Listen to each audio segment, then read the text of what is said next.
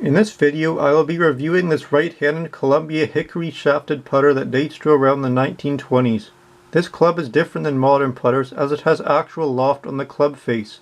The reason for this was that greens 100 years ago were much less pristine than they are today and caused the ball to stop and drag much more quickly. Due to this, it was beneficial to get the ball in the air slightly to reduce this effect. It also features a dot pattern on the face, which is there to provide spin to the ball, similar to how grooves on modern clubs such as wedges do today. This causes putting on modern greens to be much less consistent, as the ball is given spin and air as opposed to modern putters that value keeping the ball rolling flat and smoothly. It does not feature any alignment aids such as a line or dot, so finding the center of the club face can be difficult on impact. It is of the blade variety, which was standard for back in the day. The use of more center-balanced putters were banned from professional play due to giving an unfair advantage to players who are using blade putters such as this. Of course, this ban has since been lifted and these blade putters have faded into obscurity as collectibles. These blade putters are very unforgiving as they do not feature a counterweight with the shaft directly connected to the heel of the club. This means that they have a very small sweet spot and greatly punish shots off the toe or heel. Hickory shafts were the dominant material for all clubs in the 1920s, but steel soon became the preferred material, completely phasing out hickory in 1935. The shaft in this particular club is in great condition with no warping, splits, or cracks, and shows a beautiful wood grain pattern.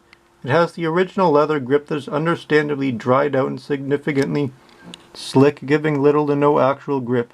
The adhesive is almost gone as well, with the metal pin hammered into the shaft holding it down. Whipping thread used to be there to secure the bottom of the grip, but has been removed at some point in the last 100 years. Now I will demonstrate this antique club with some modern Pro V1s as they are quite soft, putting less strain in the shaft. This prevents damage. It is highly recommended to use soft balls such as Pro V1s or old Balata balls when using hickory shafts, as hard balls can cause the shaft to warp or break.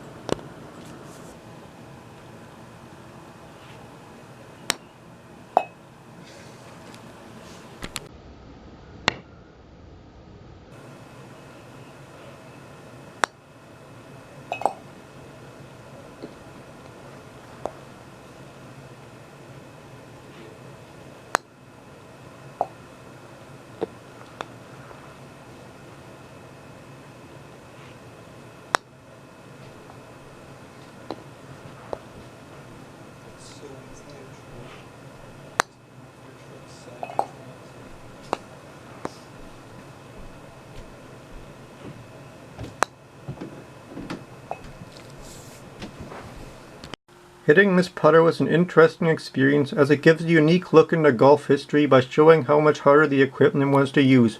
Although it is unforgiving, it is still possible to putt well with it. Off the face, it feels much harder than most other putters I've tried, even when struck in the sweet spot. Overall, this putter is a great example of what the average putter was like a century ago and shows how much putter technology has progressed since the Hickory era.